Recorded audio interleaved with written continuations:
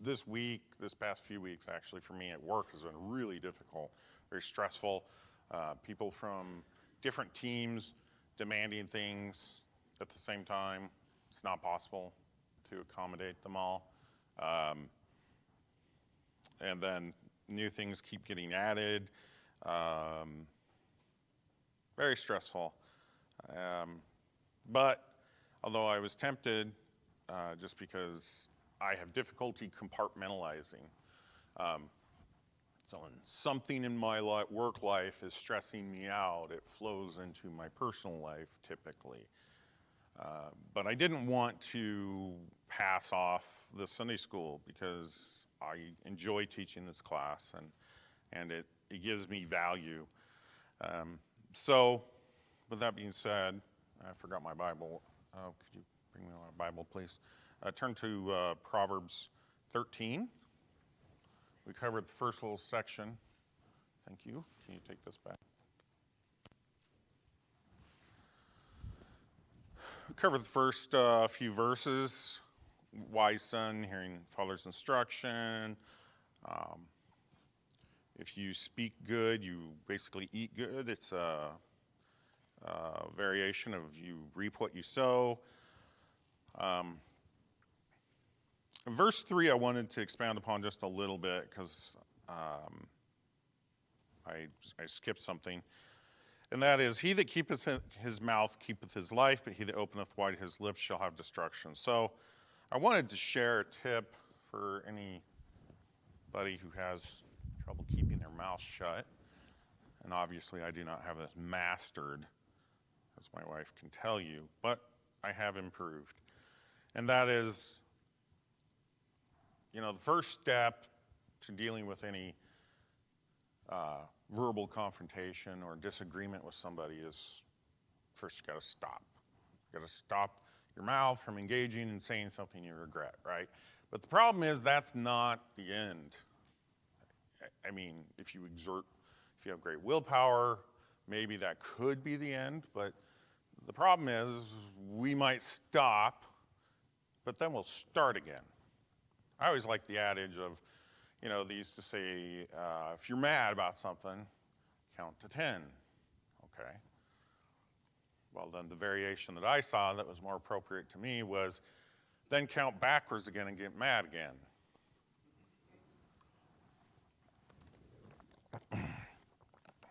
So, as I've seen with my children, especially my boys, they just got to say what they got to say. And it doesn't matter what ramifications come. They'll burn everything down because they have to say it. And I get it. I'm the same way, and so are most of us, or at least if we haven't matured to that point yet. So I made up a little thing, an acrostic for my daughter Liberty, because she is a female version of me. She's about as cuddly as a porcupine. So if she hugs you at some point, that's high praise.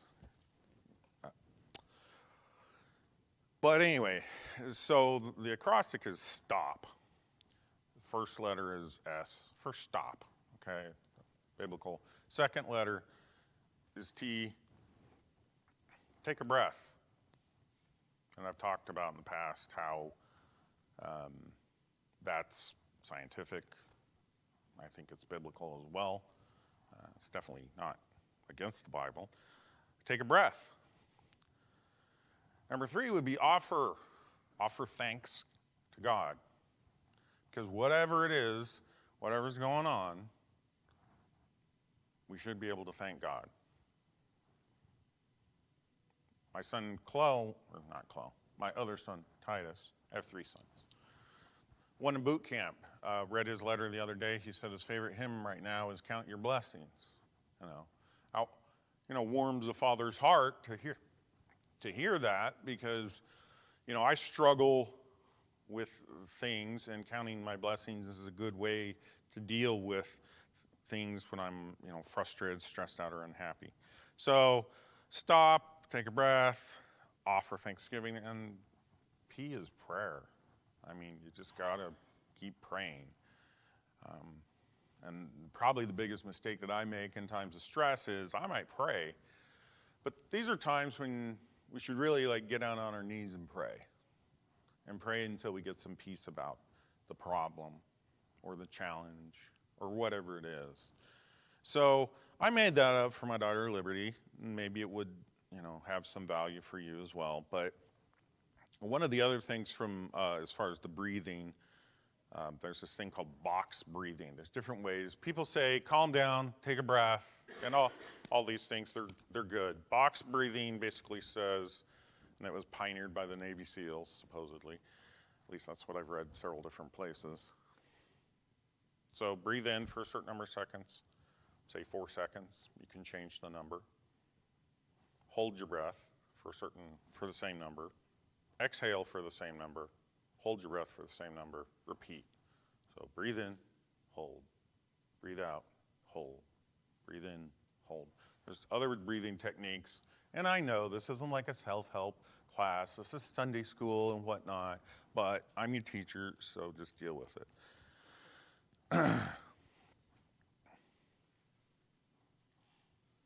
The other advice I would give that I actually literally say this word to myself is detach. Pretend you're not even in the situation. Step back and pretend you're observing the situation. And you can say, wow, am I acting childish? So let's continue on in verse 7. I'm going to group 7 and 8 together because these have to do with wealth. Verse 7, there is that maketh himself rich, yet hath nothing. There is that maketh himself poor, yet hath great riches. The ransom of a man's life are his riches, but the poor heareth not rebuke. So, first verse is a little awkward because there is that maketh himself rich. So this is where I try to make this fit in my own words because that makes my brain stumble a little bit. So really, we just need to insert one more word. There is he that maketh himself rich, yet hath nothing. There is he that maketh himself poor, yet hath great riches. Now, I'm not trying to correct the original text. I'm just trying to make it make sense to me. Are you talking about the mic? Yeah, it's recording. So I think with the addition of that word and we can talk about how Hebrew works and the translation works and all that stuff. There are certain words that are implied. That's why you'll see some of the text in the KJV with italics. It's like this word is actually part of it's not literally part, but it's assumed to be part.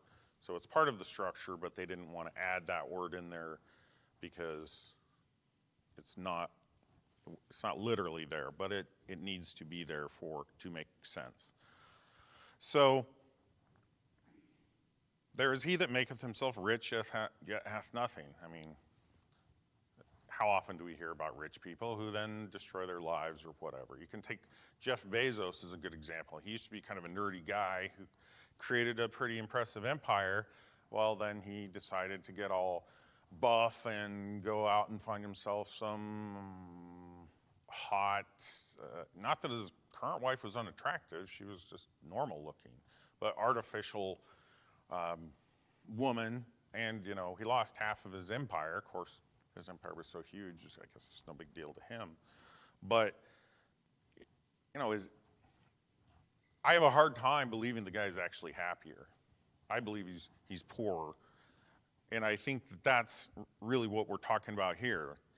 I think it's obvious. I don't think I have to do any great explanation or anything. You're making yourself poor. You're making yourself poor in spirit. One of the very, very important things, and I'll keep mentioning this because I forget it sometimes when I'm reading the text, is words can have different meanings. Baptism is a great example. We see the word baptism, we think water. But it just means immerse. And there's different baptisms. There's a baptism of fire, and that one you don't want. Contrary to some confused people out there, they think a baptism of fire is an additional thing. It's a separate thing. You get one or the other. And baptism of fire is obviously, or maybe not so obviously, and for some people it's hell. It's hellfire. And the final destination is lake of fire. Fire bad. So poor, maketh himself poor in spirit, yet hath nothing. There's he that maketh himself poor, yet hath great riches. Now, one of the things I tell my children, Forrest most recently, because he's like, well, you could go and get a job working for the government, doing what you're doing, and probably make a lot more. And yes, that's true. But God hasn't told me to go do that. I go where God tells me. I have free will in this, right? But I set up some basic parameters and I pray about things. And so I don't, if somebody, emailed me tomorrow and said, oh, here's this great job, I wouldn't just be like, ooh, more money and better perks and everything. I wouldn't just go do that. I would have to pray about it for a while to try to figure out, is that what God wants me to do? Or is that really something that's, deceptive? My dad was really against impulse buying. You go to a grocery store for a gallon of milk and you come out with $100 worth of groceries, which isn't that difficult these days. But, you go in that checkout aisle and I got trained at a young age to ignore everything in that checkout aisle. In my entire life, I've probably bought maybe 5 things in the aisle with all the gum and candy and magazines and cell phone chargers and everything, stuff you need or you want. I don't buy that stuff because it's an impulse buy. And we in our lives should not do impulse buys on anything that has any significance. Ideally, we'd pray about everything like God tells us to. You'd pray about what you're going to have for dinner. You'd pray about what you're going to do for the day. But at the very least, we should pray about more significant things. So I've said that before, and I will definitely say it again because there's young people in here, and I want them to know that that's important.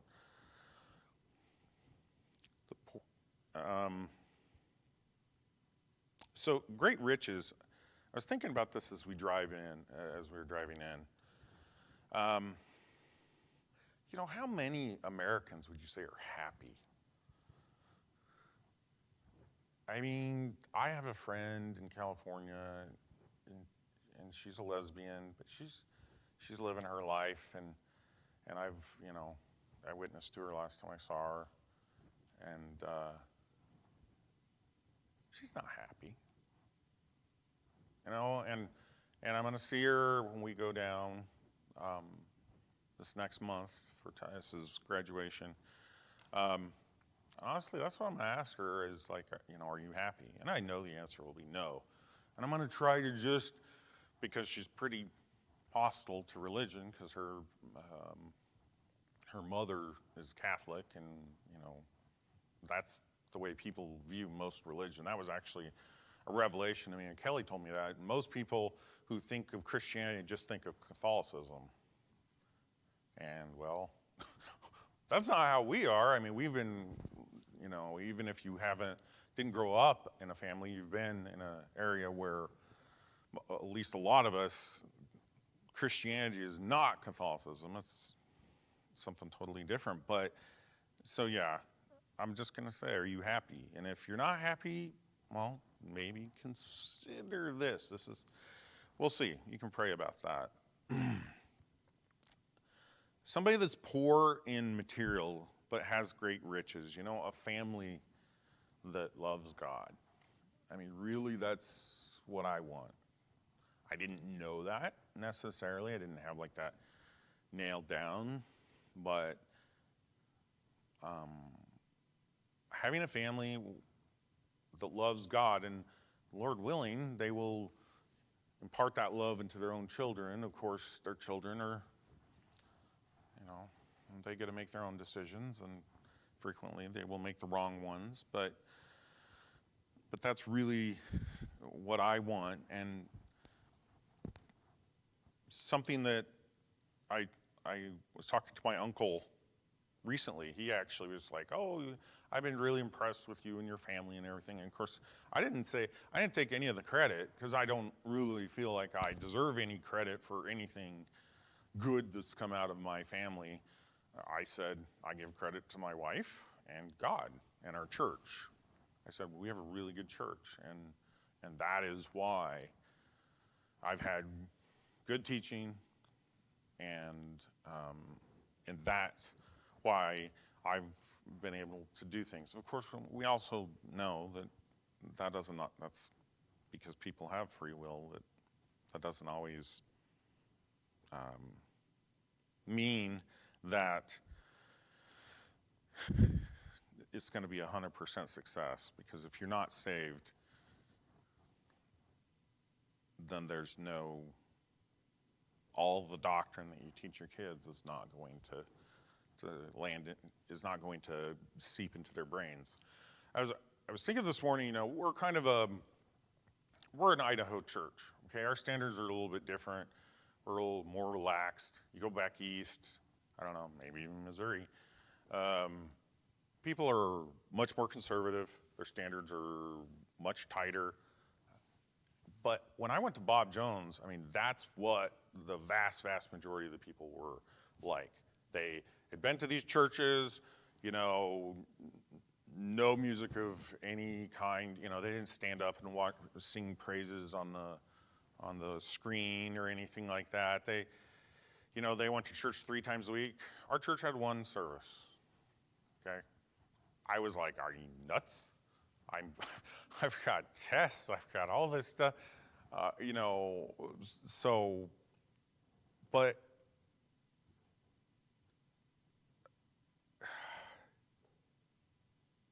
the important thing with all that stuff is just to love each other and to not judge everybody by our own standards.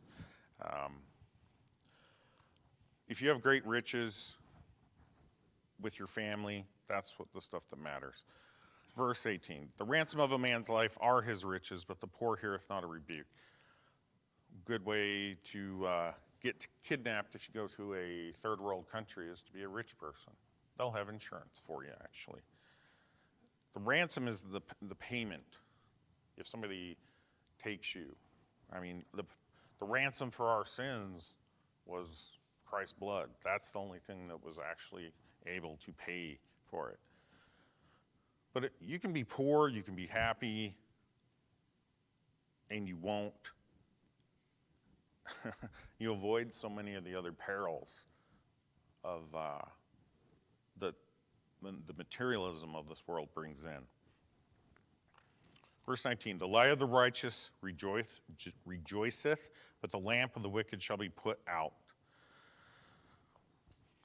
The light of the righteous. I know sometimes I spend a lot of time on a verse, but one of the things I really dislike, whether it's a commentary or a preacher or teacher, is when they gloss over stuff that I have questions on. And so I like to look at each word, make sure that I understand it. And if I don't understand it and I can't find the answer, I will tell you. But I have spent hours on some verses sometimes, and not, because if it doesn't make sense to myself, I'm not going to continue. I'm not going to tell you guys something. It's got to feel right. After all the research, I can't just go like, oh, okay, that sounds good.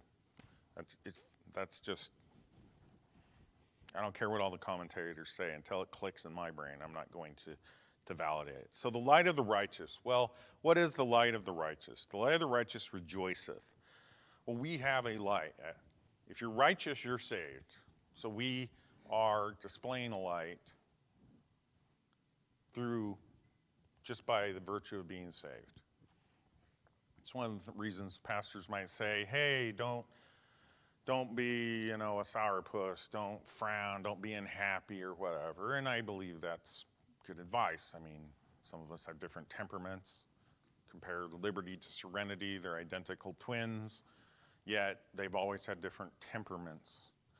And those temperaments have changed radically over the years. So, the life of the righteous rejoiceth, and we know that just by virtue of what God does for us, it makes us, or it should make us happier, it should make us glow more, it should make us want to tell God or tell people rather, what God has done for us. We should be proud. We shouldn't be ashamed. When I was a kid, I was kind of ashamed because it's not that I was ashamed of God, I just didn't really, I knew I was saved, but I didn't have much more than that, and I didn't want to be embarrassed, and I've always struggled with that to some degree, but now it's like, I will tell you what I believe, and because I know what I believe, I know why I believe it, and you give me a minute, I'll be able to show you in the Bible. Women pastors is a great example. Okay, it's abundantly obvious. It's just you don't have to do a great Bible study to figure out if women can be pastors or not. Okay, now this isn't a misogynist. I don't hate women. It's just in the Bible. Okay, it's really clear. It doesn't take any effort. So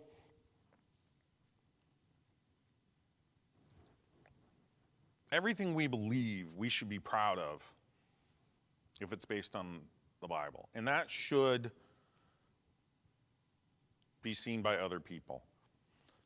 And we should always be thankful. And we have God to draw upon. I mean, we should draw upon him every day, right? But the great thing about a Christian is, I heard an analogy a long time ago, and it stuck with me. I don't know, it's a great one. It's, a Christian is like a tree by a river. Okay? The roots go down under the water or under the ground, and they can pull water up out of the ground because the river's there. We have all these trees on the edge of our property we've never watered, we didn't even plant, because the neighbor flood irrigates. Okay? But you go 30, 40 feet the other direction, it's going to be pretty dry. There's no water. And so if you take a tree that has no water by it, it'll die. We had a tree somebody gave my parents in honor of my grandmother, and we didn't water it properly. That tree died. So we as Christians can draw from God each and every day, and that's where we get something, we get sustenance. And that carries us through the hard times. That's what carries me through the difficult times in my life, and always has. I've said,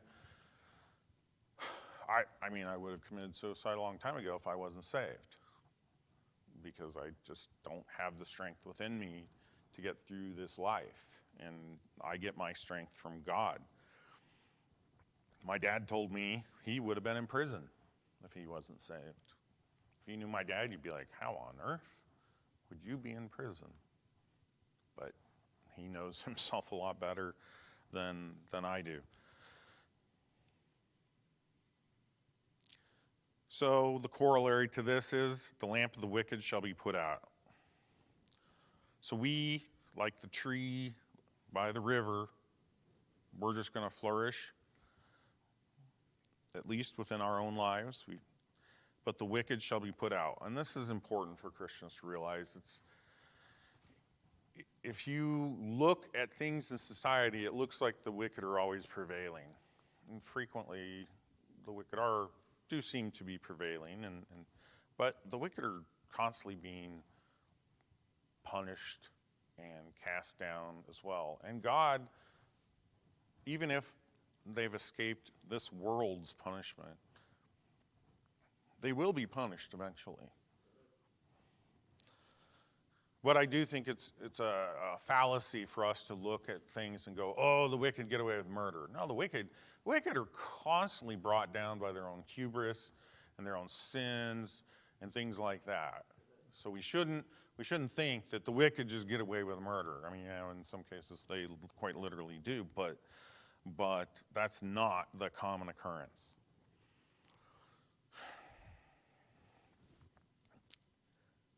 The last verse here, I don't know if it's going to, all right, this next verse, this is probably one of my favorite verses. It speaks to me a lot. Only by pride cometh contention, but with the well-advised is wisdom.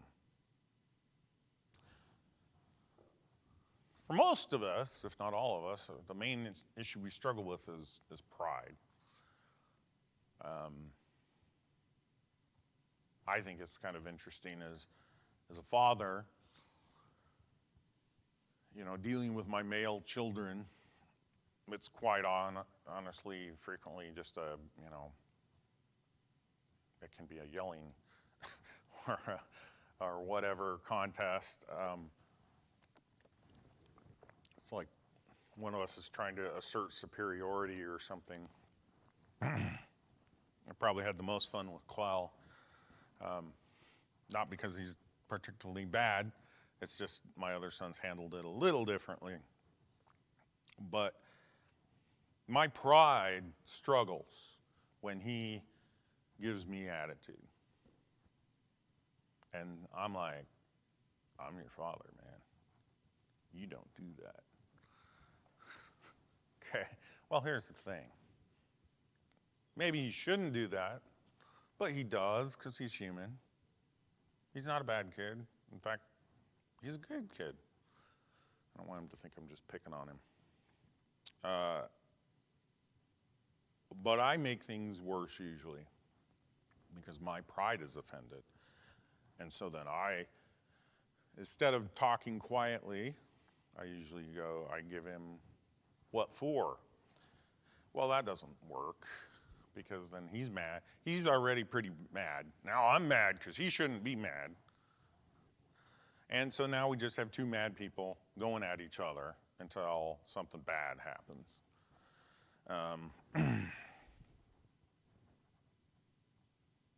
And that's in both cases, quite honestly. It's his pride. It's my pride. I'm the father, though, so I bear the greater responsibility. If I wasn't so proud about my status as father and how dare he defy me, then I would be able to apply a more judicious response. Working with my daughters, I have learned that I can even just say in a stern word to them something, and they will cry quite frequently, or they try not to cry. I try not to do it, though, because I've realized that with them, I'm not getting through to them. Sometimes with boys, it's a little bit more, they're more hard-headed. The coaches, football, you get yelled at. You go into the Marine Corps, at boot camp, you get yelled at a lot, right? Guys need to have a certain amount of resistance and strength to being yelled at. That's just, it's good to have. But with my daughters, it's more important to use a softer touch. Because they're not going to fight me, they're just going to be hurt and cry. And honestly, dudes don't like it when women cry. It makes us feel ashamed, as it should.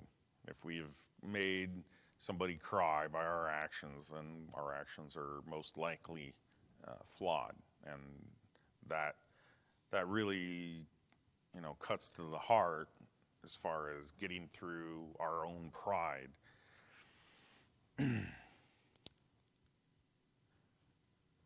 But the important thing to notice here, when we talk about contention, that's just fighting. It doesn't say sometimes by pride cometh contention. It doesn't say occasionally or rarely or frequently. It says only. So, no matter which side you're on, the husband or the wife, if you're fighting, there's pride involved, and in that case, you're both wrong. He's probably more wrong. I will concede that he is probably more wrong, but it doesn't really matter. At this point, you need to recognize that you're both wrong. You're both committing a sin because you're fighting. You have pride, and I don't. We've got a married couple here. I have no idea how much they fight or don't fight. I'm not speaking to them, but I am speaking to anybody who is married or has any potential confrontation. I mean, I bring up Clell because it's that relationship. Usually we don't fight with people where we don't have some sort of a close relationship because you'll probably get fired. So it's really important to recognize that if you are in a fight, this is your pride that is causing this. Their pride is probably causing it too, but you're guilty. You're guilty because you're fighting with that person.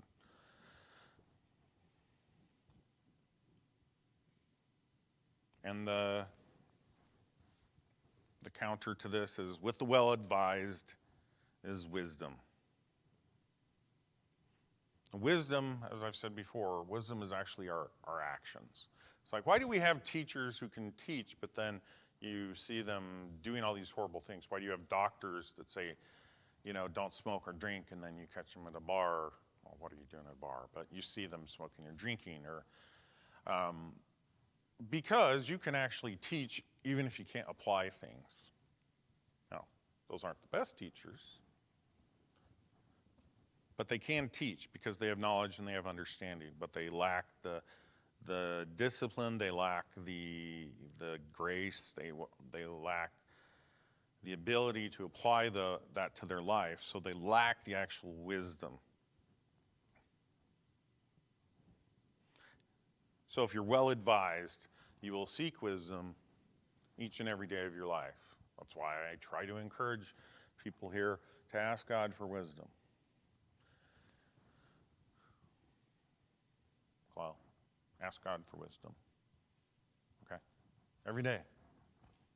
I really believe this is important. I believe it's why I haven't made as many mistakes in my life.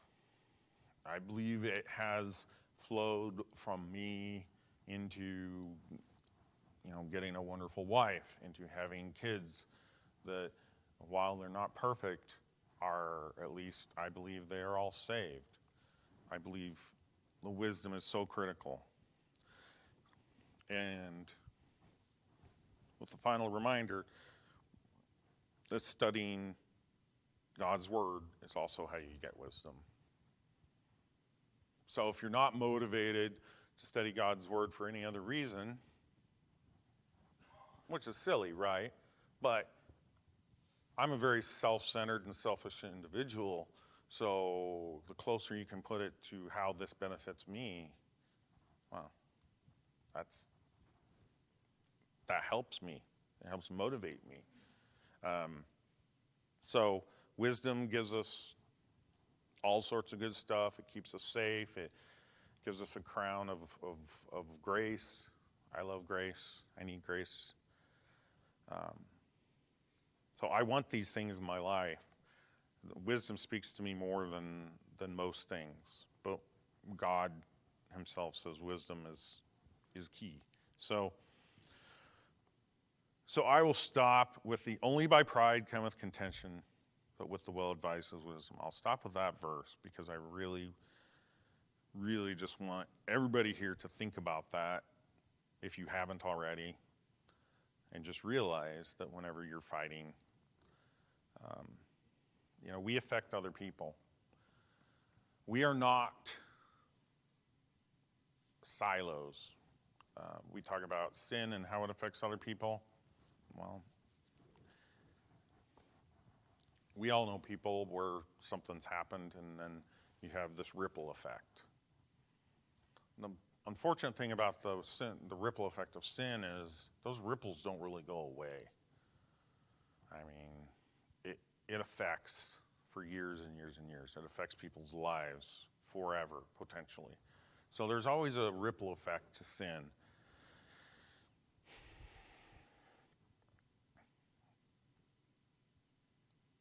And no matter what your child or you might think, it's not your life, it's God's life.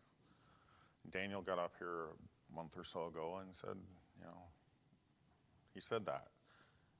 I didn't know that. And I still forget it. It's not my life. I need to do what God wants. Now that is I do want to do that. But it's really easy to think, well, what do I want to do? And it's like, that's why it's good to ask, hey, God, what do you want me to do? What do you want me to do today? But more importantly, what do you want me to do with my life? So